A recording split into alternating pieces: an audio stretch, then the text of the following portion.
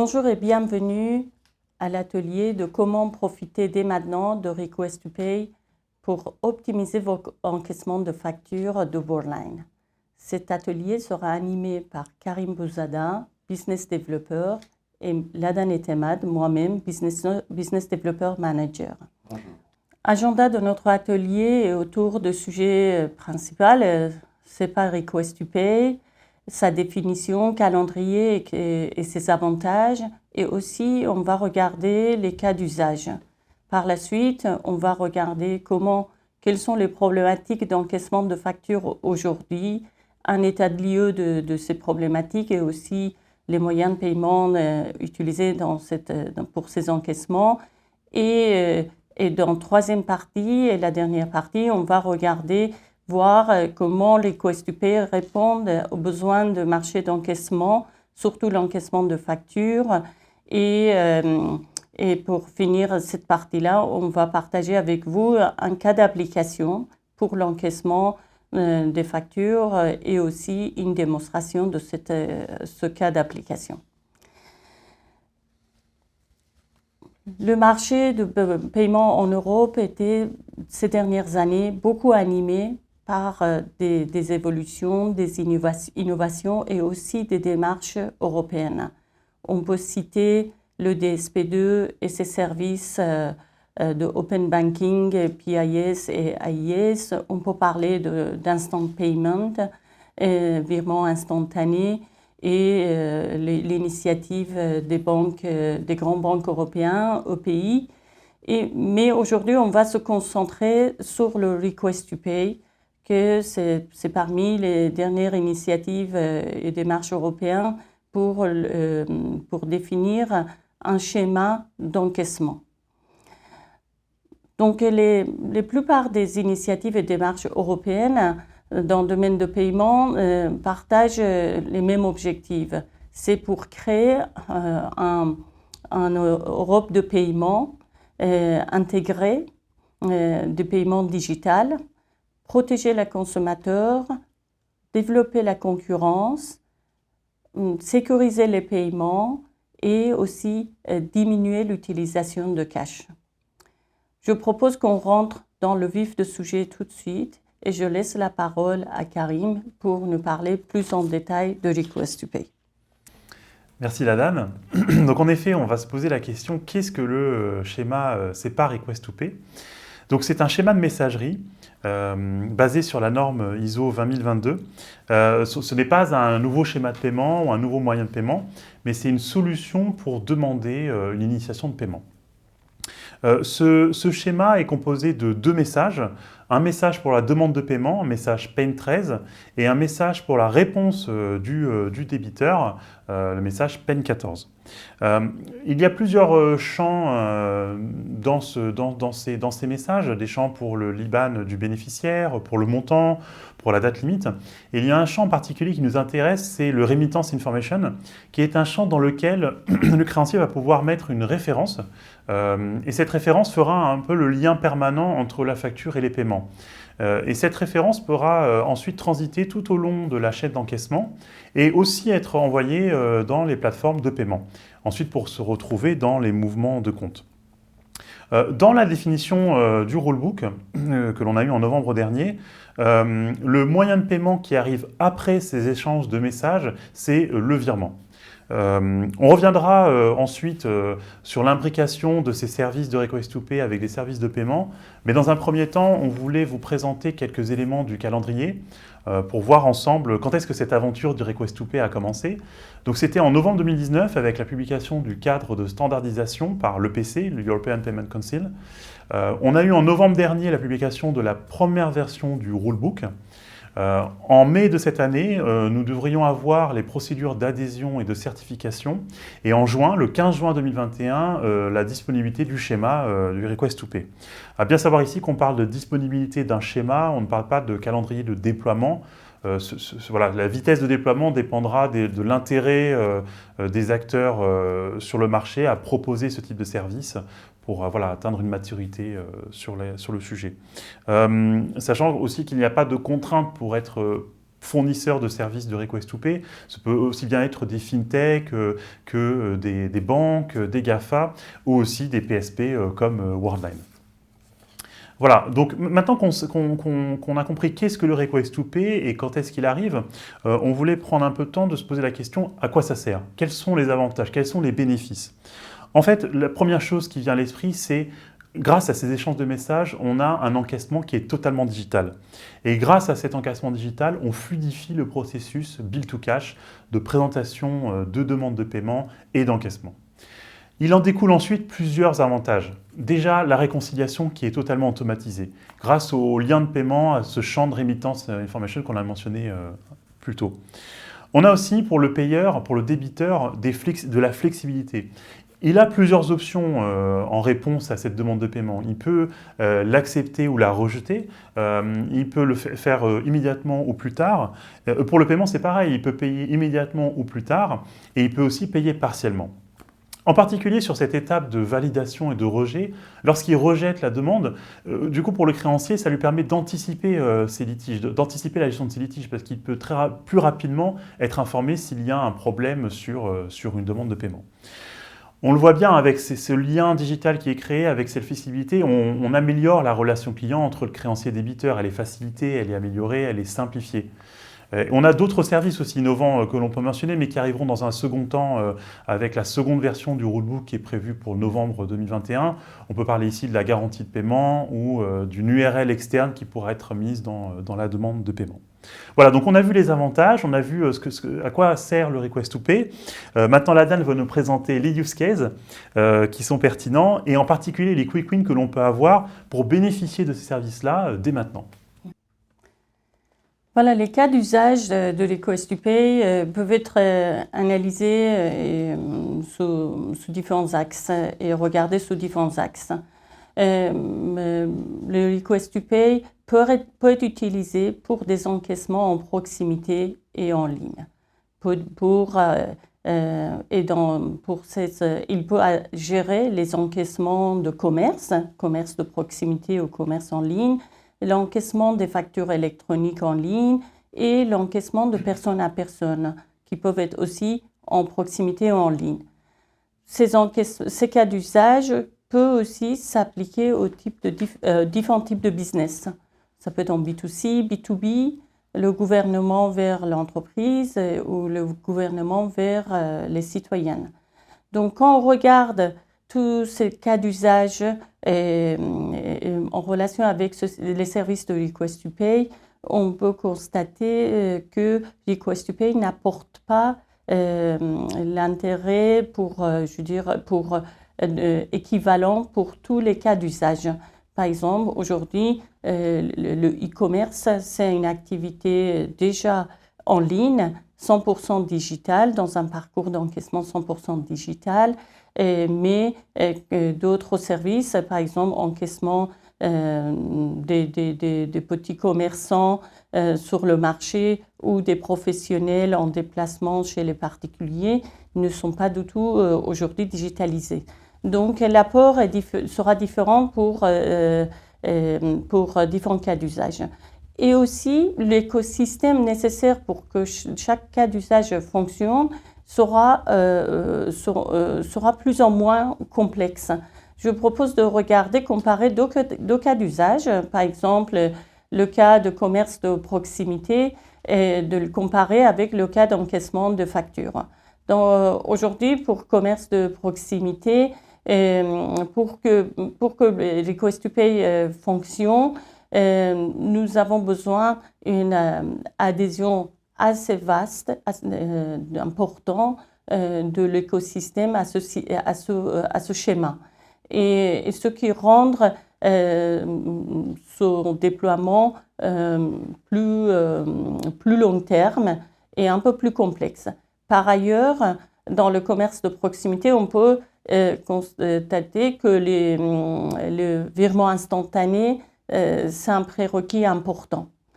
Au contraire, quand on regarde le cas d'encaissement de factures, tout d'abord, on peut dire que, surtout en facture en B2B qui est encaissée minimum 30 jours après, Pour ce cas d'usage, virement instantané n'est pas indispensable. Ça peut être un plus, mais ce n'est pas indispensable.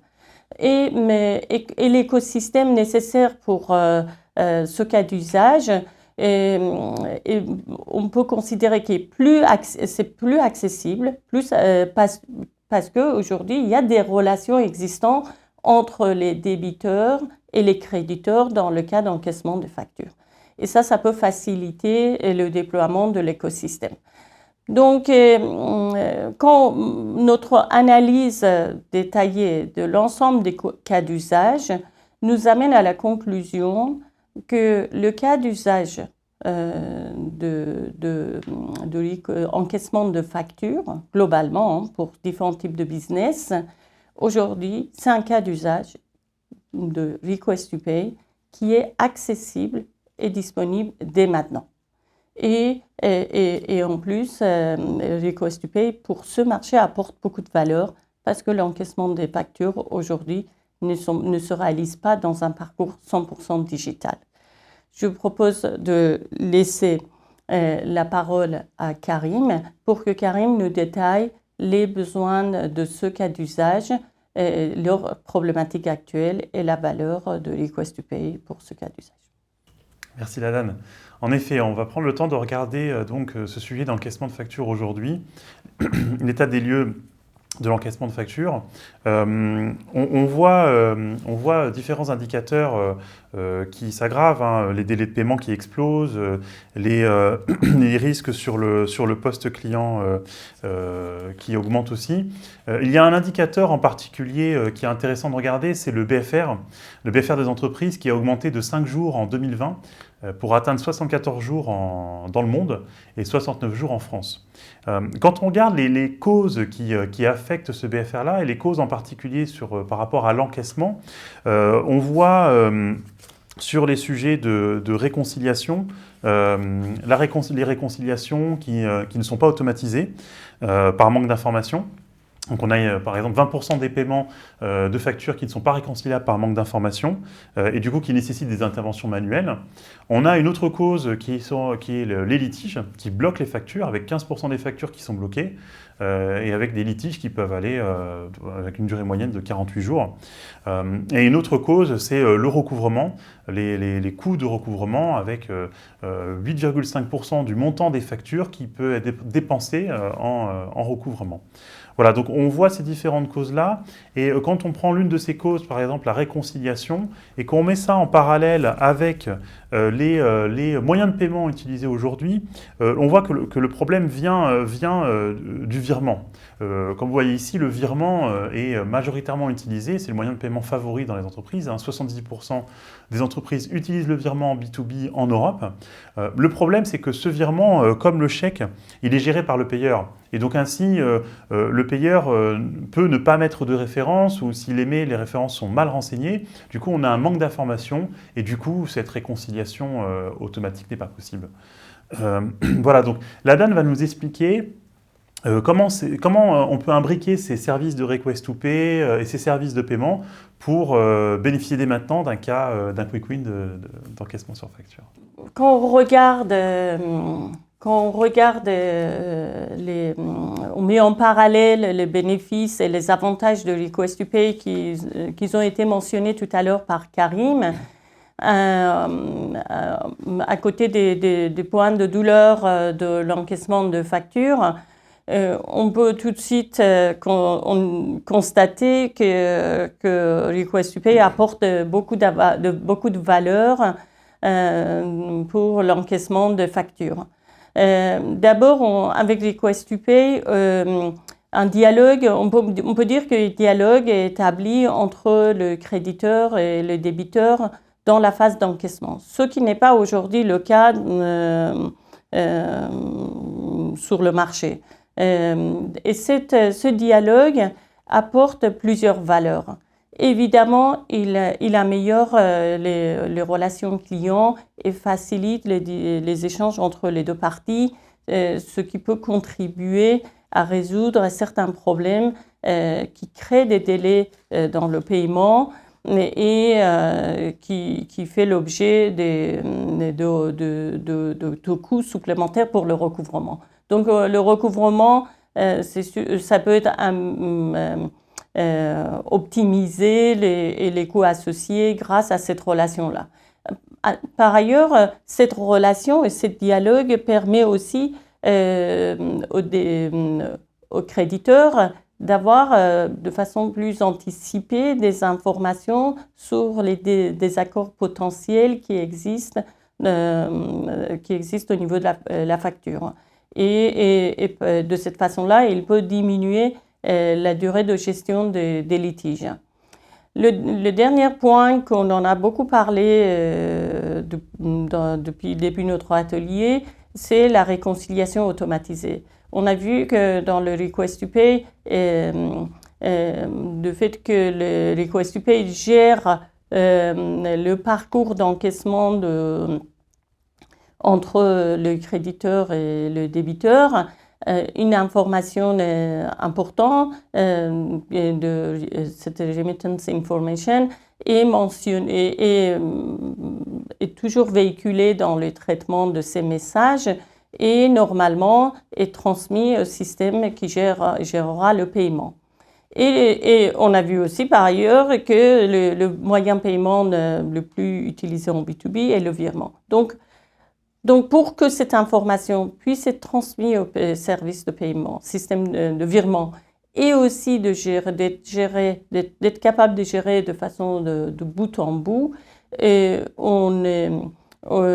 pour arriver à cet objectif, on voit que les nouveaux services de DSP2, le PIS, qui permet d'initier un virement référencé pour le compte de payeur, et trouve toute sa place et nous permettra de gérer, intégrer le RTP vraiment dans un parcours bout en bout de l'encaissement et avec l'autre service de PC2 AIS qui donne l'accès aux informations de compte. Pour le fournisseur de services, sera possible d'accéder aux informations de compte de façon plus fréquente et de proposer un service complet d'encaissement avec réconciliation automatisée et accélérée. Nous proposons de vous présenter un cas d'application qui englobe ces deux services, ça veut dire le service de Request to Pay et les services de nouveaux services de paiement, PIS et AIS, pour permettre d'avoir un encaissement de bout en bout, digitalisé et accéléré. Voilà, donc en effet, voyons l'imbrication de ces services. Donc on voit ici le workflow de processus d'encaissement de factures. Donc on présente des services de Request to Pay qui sont en quelque sorte complétés par des services de IPP, de présentation et de paiement de factures en ligne. Donc ça commence avec les données de facture qui sont reçues et qui sont présentées au débiteur. Le débiteur est invité par des notifications et des relances à venir se connecter pour consulter ces factures et ensuite les payer. Les payer par initiation de virement, comme on l'a mentionné, mais aussi par prélèvement ou par carte. Comme on a les données de facture et les données de paiement accessibles, et on a aussi les données bancaires des mouvements de compte du créancier grâce au service AIS, on peut faire cette réconciliation totalement automatique et ensuite envoyer ces rapports de rapprochement et ces données de ces références de paiement dans les systèmes informatiques du créancier pour lui permettre de lui faire son lettrage. Donc on voit ici avec son workflow, on a cet encaissement totalement digital et accéléré grâce à ces services de présentation et paiement de facture et aussi grâce à des fonctionnalités qui apportent de la valeur pour le créancier, pour le débiteur, On commence avec l'étape de validation de facture, voilà, qu'on retrouve le service de Request to Pay, cette étape d'acceptation de rejet de demande. Là, le débiteur peut rejeter la facture ou la valider. Il a aussi cette flexibilité de paiement où il peut payer partiellement une facture ou payer plusieurs factures en un paiement. Et il a les notifications et les relances, comme mentionné, qui l'invitent à venir se connecter. Voilà, donc toute l'imbrication de ces services de Request to Pay, de ces services de paiement, permet d'avoir un encaissement totalement digital, suivi, amélioré et accéléré. Et on a un cas en particulier à vous montrer après, mais d'abord on voulait parler des bénéfices que ça apporte. C'est le bénéfice pour le créancier, c'est la fluidification du processus Bill to Cash. La relation client qui est ainsi facilitée, renforcée, améliorée entre le créancier et le débiteur. Et pour le débiteur, des options de paiement qui sont flexibles. Et la sécurité, il y a un lieu sécurisé d'accès de ces factures, de consultation et de paiement. Et donc un cas que la dame va nous expliquer, un cas client de ce cas d'application. Oui, c'est notre projet qu'on a mis en place depuis 2017, c'est le projet Cotizen, que Worldline a réalisé pour ses 4 clients, Fédération française des assurances, Agir Cargo, Mutualité française et les CETIP. Ce projet, cette plateforme Cotizen, est proposée par ces associations, ces fédérations, à leurs membres, par exemple AXA, Agir Cargo, Humanis, Médéric Malakoff et AG2R et d'autres sociétés. Il y a 25 créanciers qui utilisent aujourd'hui cette plateforme pour optimiser l'encaissement des cotisations des entreprises, qui sont des cotisations mensuelles, d'optimiser l'encaissement de ces cotisations, de permettre à des entreprises de payer de réaliser des paiements électroniques pour les cotisations. Ça apporte la possibilité aux créanciers de faire de suivi et d'avoir des facilités pour réconcilier leur encaissement et de sécuriser l'accès à toutes ces informations pour les entreprises payeurs. Aujourd'hui, à peu près 100 000 entreprises utilisent cette plateforme et le délai moyen d'encaissement des cotisations est de 7 jours. Voilà un cas d'application de Request to Pay. On va aller un peu plus loin et vous présenter une démonstration de ce cas d'application que Karim a présenté tout à l'heure. Dans cette démonstration, d'un côté, on simule une société créancier, My Company, qui est distributeur de pièces détachées, et son client, garage qui achète ces pièces détachées. Le créancier expose ses demandes, ses factures sur la plateforme, et le débiteur arrive sur la plateforme pour les consulter et de les payer avec des outils de paiement électronique. Voilà, donc on va faire une démonstration du cas d'application de service de Request to Pay. Moi, je me mets dans la peau du garage, du comptable du garage qui veut consulter et payer ses factures en ligne. Donc j'accède au service Bill PNMH proposé par My Company avec mes identifiants. Je me retrouve sur la page d'accueil où je peux accéder aux factures à payer. Donc je vais directement dans cet onglet-là et ici, par exemple, je sélectionne cette facture de 240 € que je souhaite payer immédiatement. Je me retrouve sur un récapitulatif de paiement où je vois la facture que j'ai sélectionnée et je peux choisir entre payer par carte ou payer avec mon compte bancaire. Donc ici, je sélectionne de payer avec mon compte bancaire et je vais être redirigé vers les services de Worldline d'initiation de virement où je vais pouvoir sélectionner ma banque. Donc là, je peux sélectionner n'importe quelle banque que je souhaite utiliser, Crédit Agricole, le CIC, mais ici, par exemple, pour la démonstration, je vais sélectionner le Crédit Mutuel. Et ainsi, je vais ensuite être dirigé vers les écrans du Crédit Mutuel pour m'identifier et m'authentifier. Donc ici, je rentre mon identifiant, mon mot de passe, donc ce que j'utilise habituellement pour accéder à mon espace bancaire. Je confirme ces éléments-là et ensuite, je suis invité à m'authentifier. Donc ici, par exemple, avec mon téléphone mobile, l'authentification est validée. Et ensuite, je vais voir mon virement qui a été préparé avec les informations du bénéficiaire, le montant, la date et les références associées. Je confirme le virement et ainsi le virement est ordonné. Et ensuite, je suis redirigé vers le service VPN Match, où là, je peux avoir d'autres fonctionnalités. Donc, par exemple, je peux vouloir rejeter certaines de ces factures-là. Donc là, voilà, je rejette en une fois 3 factures. Donc, je peux sélectionner un des motifs pour lesquels je rejette. Donc, par exemple, ici, que certains éléments n'ont pas été reçus. Je renseigne des informations complémentaires. Et ensuite, je confirme le rejet et ces informations-là sont transmises dans les systèmes informatiques du créancier qui verra tout de suite qu'il y a un problème avec ces factures-là et qui activera des actions pour ensuite. Je peux aussi valider ce document-là et ainsi rassurer mon créancier qu'a priori, il n'y aura pas de problème avec ces factures-là et que je les paierai dans les jours à venir. Ensuite, pour le paiement, je peux vouloir payer plusieurs factures en un paiement. Donc, par exemple, ici, je vais sélectionner ces 2 factures-là. Je vais payer donc ces 2 factures-là en une fois, mais pour une de ces factures-là, je souhaite modifier le montant. Donc par exemple ici, je vais modifier le montant de cette facture-là. Et ensuite, comme je vous ai montré précédemment, d'abord je peux sélectionner un avoir, si je le souhaite, et ensuite je peux payer soit par carte ou soit avec mon compte bancaire, comme je vous ai montré précédemment. Voilà, donc ensuite j'ai un onglet où je peux voir les factures que j'ai payées.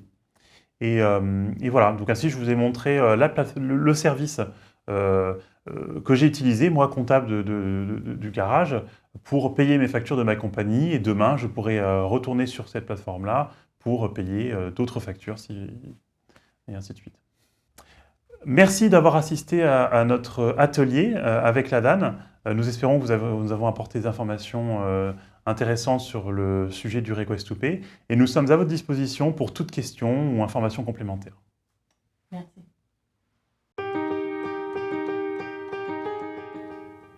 Worldline, en tant que numéro 1 européen du secteur des paiements et des services transactionnels, s'est lancé dès 2019 à la mise en place de services d'encaissement avec le Request to Pay en y associant ses services digitaux et de paiement. Depuis janvier 2021, plus de 90% des comptes bancaires en France sont accessibles via nos API d'Open Banking pour des services d'initiation de virements référencés. Dès maintenant, Worldline peut vous accompagner dans l'optimisation de vos encaissements avec Worldline Bill Pay and Match, en bénéficiant de la flexibilité nécessaire pour embarquer un maximum de débiteurs avec un service orienté résultat.